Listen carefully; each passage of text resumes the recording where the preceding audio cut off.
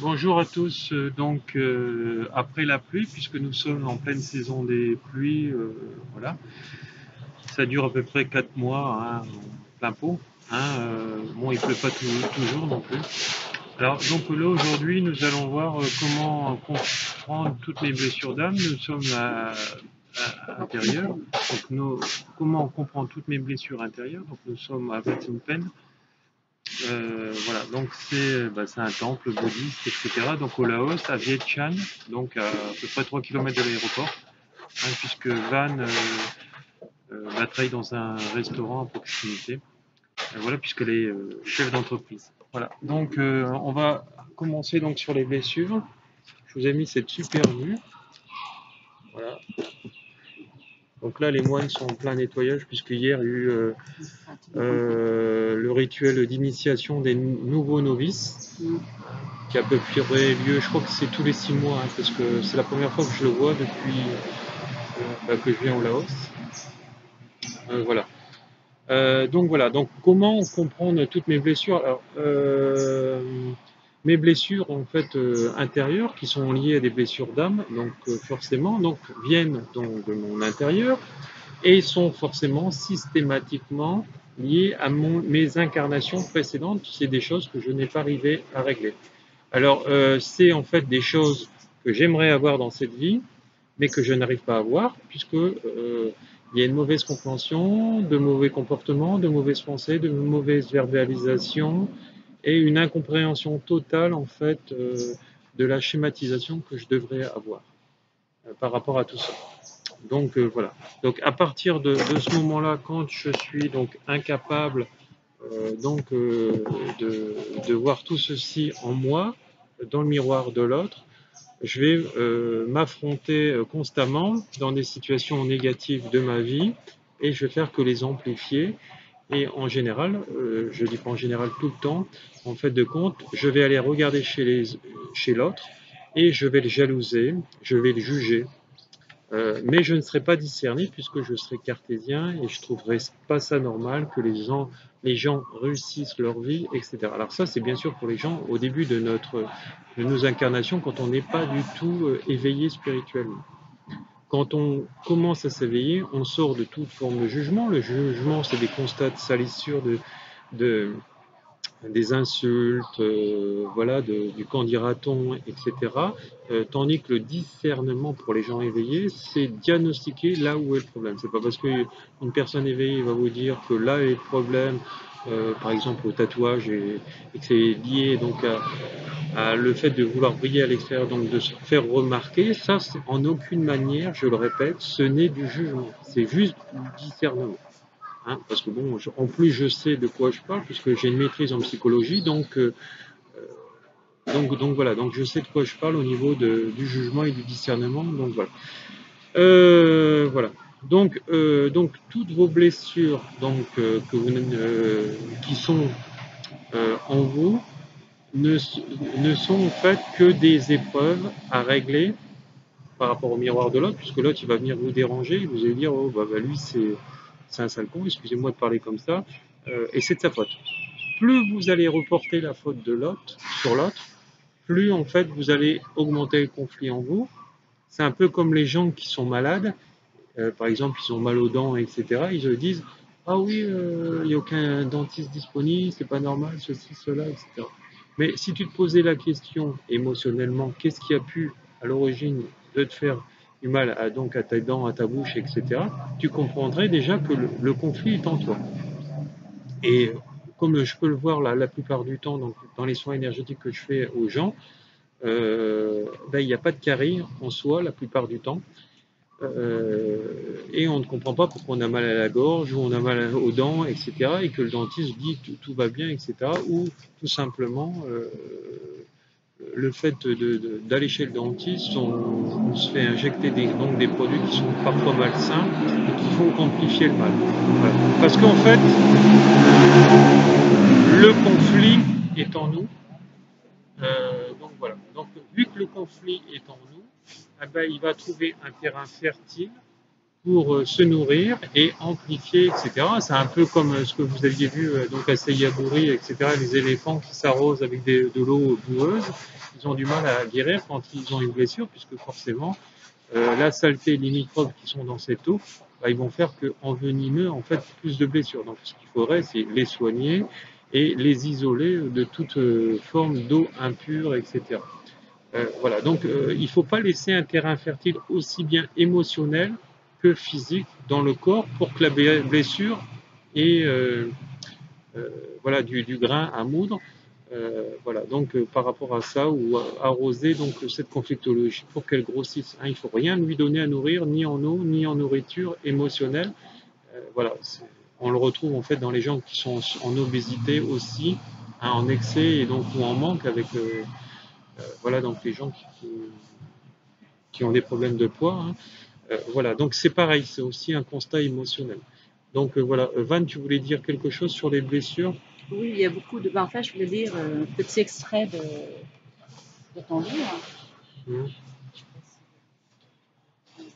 Je vais te laisser de la place, Van. Ah non, non, c'est bon.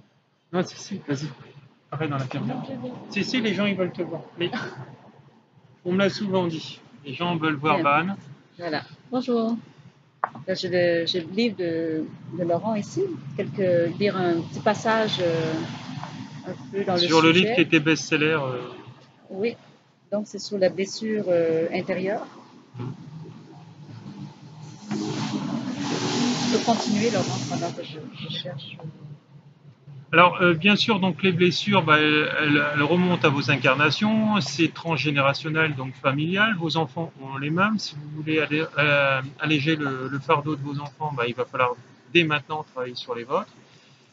Et voilà. Et donc, bah, vous avez vu que de toute façon, si vous vivez l'insécurité permanente, etc., même si vous avez un travail, vous voudrez que, par exemple, bah, vos enfants aillent dans les métiers à uniforme parce que ça tombe tous les mois, etc., etc. Sauf que bah, les métiers à uniforme ne sont que des égrégores négatifs dans tout, hein, même les policiers, hein, je le répète, hein, les militaires, etc.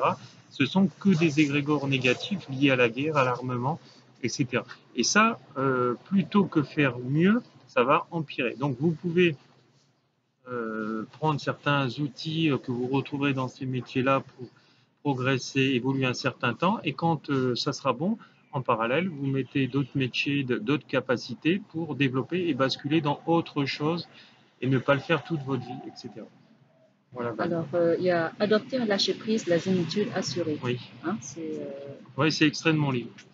Vas-y, Van. voilà, le lâcher-prise, beaucoup en parlent et peu savent le mettre en pratique. Le lâcher-prise, c'est renoncer à tout contrôler, à vouloir le bien de l'autre, c'est renoncer à prouver quoi que ce soit, c'est accepter que l'autre est l'autre et que moi-même, je suis qui je suis et non pas qui j'avais rêvé d'être. Lâcher prise, c'est faire confiance. C'est signer un chèque blanc à l'avenir, sur cette vie et sur le bonheur à venir. Lâcher prise, c'est cesser de faire le procès de la vie qui ne nous donne pas ce que nous attendons. En fait, lâcher prise, c'est commencer à être, oui, en fait, lâcher prise, c'est commencer à être vraiment heureux dans le présent, ici et maintenant. Car le bonheur, c'est de vivre ce que l'on aime et de le partager. À partir du moment où l'on peut lâcher prise, où l'on ne désire plus être heureux à tout prix, on découvre que le bonheur, c'est cette capacité de garder les mains ouvertes plutôt que de les laisser agripper sur ce que nous croyons nous être indispensable. Ce qui nous rend plus forts, c'est le lâcher prise. Ce n'est pas parfois, c'est tout le temps qu'il faut l'incorporer dans sa vie. C'est l'une des leçons les plus difficiles de la vie, c'est lâcher prise. Je vous rassure, il y a des thérapeutes qui ne savent pas lâcher prise non plus. Hein. C'est fort lâcher prise. Oui, le lâcher prise, Mm. pour l'atteindre, il faut être un être éveillé, il faut pas être sur les cursus de l'éveil, etc. C'est des gens qui arrivent déjà en pleine conscience, le lâcher prise, c'est-à-dire que ils vivent l'instant présent et ce qui arrive arrive. Ils s'en foutent en fait, hein, ils sont détachés de tout. Moi, j'y suis arrivé, hein, je suis vraiment en plein dedans. Voilà, donc après, moi, je dis ce qui est, et les gens, ils acceptent ou ils refusent, voilà, et après, on rentre en corrélation dans l'équilibre des deux, et après, bah, les gens qui veulent, qui veulent pas avancer ou qui préfèrent aller voir d'autres personnes qui vont les emmener au fond du trou, parce que ça arrive, hein. Comme la dame au CCE là, qui me disait hier, j'ai vu 3 thérapeutes, pas un seul connaît les chemins d'âme, pas un seul connaît les liens karmiques. Voilà, donc vous voyez, on se retrouve dans n'importe comment. Il y a des thérapeutes, voilà, ils veulent juste surfer sur la balle, et même des maîtres Reiki, hein. Il y a des maîtres Reiki qui n'ont pas intégré leur formation, leur initiation. Ils n'ont pas intégré leur initiation puisqu'ils n'ont pas assez travaillé sur eux.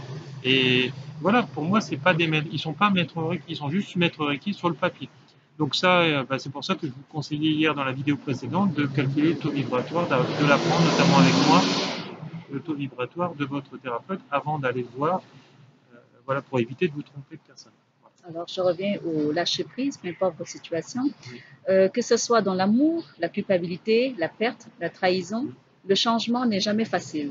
Je vais vous donner des astuces à ce changement, à cette acceptation à travers ce livre.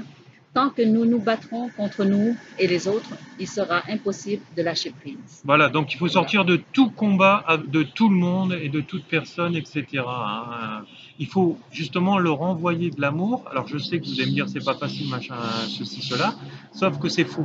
Si vous le décidez, vous allez l'avoir. Vous vous rendrez compte que plus vous allez leur envoyer de l'amour, même si à la base vous ne le voulez pas, que ça va travailler en vous et vous allez vous nourrir de cet amour que vous allez leur envoyer. Et arrive à un moment donné, vous allez vous en foutre, vous allez arriver, vous allez atteindre donc l'éveil spirituel total, consciente, et dire voilà, après tout, ce sont des enfants immatures. Voilà, c'est ce que je disais hier avec ton partenaire. Oui. Hein, voilà, que cette personne, elle est immature dans ses facettes et il faut que tu lâches absolument parce que la première partie de la personne qui est cartésienne, c'est je vais l'abattre, je vais lui en coller une, je vais ceci, je vais cela. Sauf que c'est la meilleure, c'est pas la meilleure méthode, c'est la moins bonne, puisqu'en ce moment-là, vous allez engranger en vous encore plus de haine, de conflits, et après ça va aller dans les maux du corps et la maladie. Oui. Voilà. Est-ce que tu veux que je continue? C'est quoi le lâcher-prise? Tu peux. Oui, d'accord. Alors, je continue toujours avec le livre ici, le petit extrait de Quand l'ombre rencontre la lumière de Laurent Martel. Le lâcher-prise, ce n'est rien faire. Au contraire, c'est une action volontaire et dynamique. C'est continuer à agir sans s'inquiéter du résultat, s'occuper de l'avenir sans s'en préoccuper. Il découle de l'acceptation et du non-jugement. C'est ce qu'on appelle être zen. Oui. Voilà, c'est ce qu'on appelle être zen. Et zen, c'est pas être septième dame de karaté, parce que nous connaissons des gens qui sont sixième dame de karaté et ils sont loin d'être zen. Ils sont violents. Et quand ils m'écoutent moi parler, ils disent bah toi t'es mou. Hein, sauf que moi je suis certainement plus fort intérieurement que. Voilà. La force ne réside pas seulement de l'extérieur, mais de Oui, l'intérieur. parce que dans le karaté, jusqu'à à peu près dans la cinquième dame, c'est la force qui prime. Après, au-delà de la cinquième dame, Dan, c'est la zénitude, c'est être vraiment un maître intérieur et un maître extérieur. Sauf que les Occidentaux n'ont pas ramené ce côté énergétique en France. Voilà, savoir gérer ses émotions. Voilà. Savoir gérer ses émotions, comme c'est cette personne-là qui est cinquième dan de karaté, elle a une maladie assez grave et elle n'arrive pas à s'en débarrasser. Oui. Donc vous voyez, donc il est loin d'être zen intérieurement. Voilà. Donc, il est un moment où le mental, l'ego cesse de tout contrôler. On parle toujours du lâcher-prise. Donc c'est l'ego qui nourrit tout ça. Hein. Voilà. À ce moment-là, nous ne sommes plus dans l'attente de nos désirs, nous ne créons plus ce blocage. Le lâcher-prise, c'est ce passage entre l'ego et l'âme.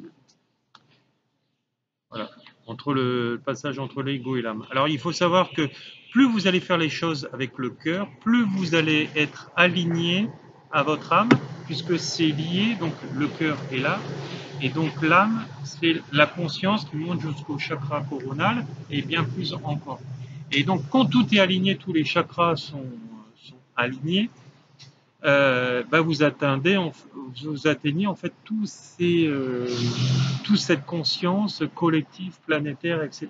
Plus vous allez en fait garder cette guerre en vous, ces conflits, ces émotions fortes, plus en fait vous allez l'alimenter à l'extérieur et plus vous allez augmenter et faire gonfler cet égrégore négatif de par exemple M. Macron, de M. ceci, de M. cela, les guerres extérieures, de la Syrie, des gens qui chamaillent, des Palestiniens contre les Israéliens, etc.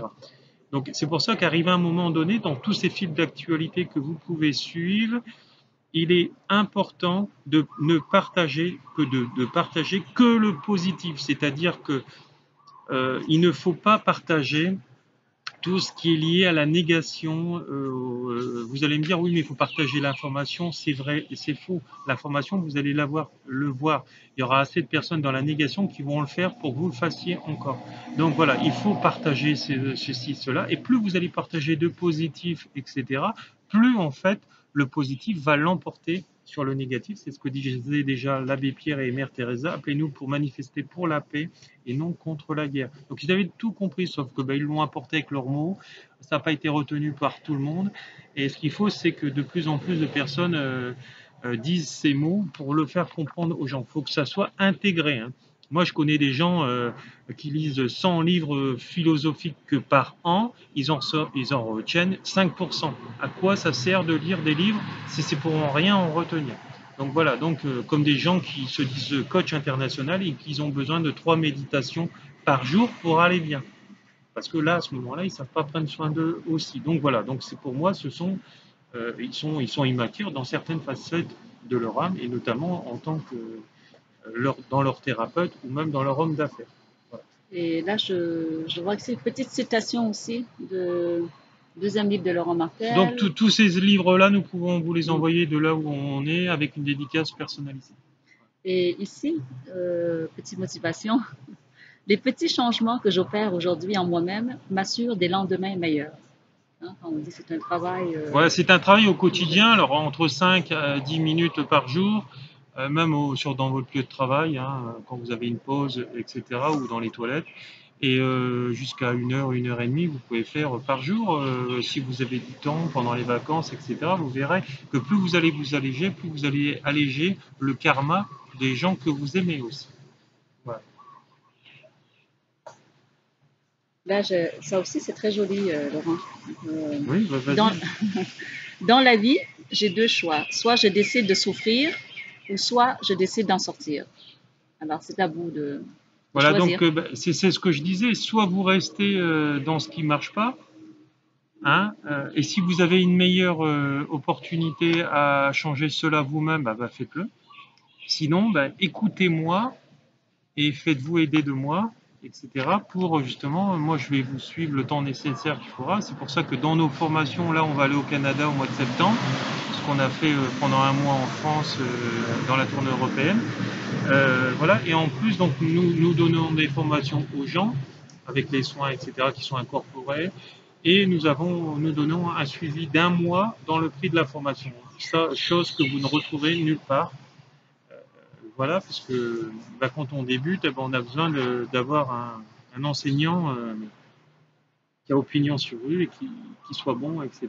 Et qui ne fasse pas que ça que pour l'argent. Voilà, Van, tu as Voilà. autre chose à dire? Je penserais que ce serait bien de terminer Ouais, en voilà. Alors beauté. Van, elle va vous dire le dernier pour C'est terminer, et assez. puis voilà. Donc, il est important que je porte uniquement mon attention sur ce qui est positif dans ma vie pour atteindre le bonheur. Voilà, donc c'est ce que je vous disais. Portez l'intention sur ce qui va bien dans votre vie pour amplifier cet égrégore en vous. Et ce qui ne va pas dans votre vie, transformez-le en positif. Mettez-vous comme si vous l'avez déjà. C'est ce que je vous apprends en fait dans les thérapies, les psychothérapies cognitives, pour justement faire monter cet égrégore positif en vous et en fait soigner et guérir ce qui ne va pas ou les manques de ce que vous n'arrivez pas à avoir dans votre vie. Et à partir de ce moment-là, ça augmente, etc. Donc n'oubliez pas que moi j'ai une psychothérapie donc cognitive, donc j'ai une maîtrise, et en plus je suis thérapeute énergétique, donc je suis maître Reiki, je suis chaman, voilà, donc je suis enseignant depuis 1993. Et donc voilà, donc vous voyez, j'ai quand même de grandes bases derrière moi, un grand passé, voilà, beaucoup de retours en arrière par rapport à cette expérience que j'ai. Voilà, que j'ai acquis par rapport à certaines personnes qui peuvent débuter ou qui n'ont pas intégré tout ceci. Donc voilà, donc si vous avez décidé de faire appel à moi, faites-le. Essayez de ne pas reculer. et d'avancer le plus vite possible pour justement pas vous laisser décourager. Parce que souvent, quand on attend trop longtemps, on doute, etc., on hésite, bah, après on va dire ah, bah, je vais plus le faire parce que ça va être trop fatigant sur moi. Voilà. Et préfère rester dans mon confort avec mon mari, par exemple. Mm. Qui me paye tout, etc., ou ma mère, etc. Donc voilà, donc, soyez l'artisan de votre changement, de votre médecin intérieur, c'est ce que je vous propose, de retirer cette béquille définitivement à l'extérieur pour être vous-même votre propre médecin intérieur, et voilà, et c'est tout. Bon, voilà, beaucoup d'amour, et puis voilà. Merci, Voilà, bonne Van, je te journée. laisse.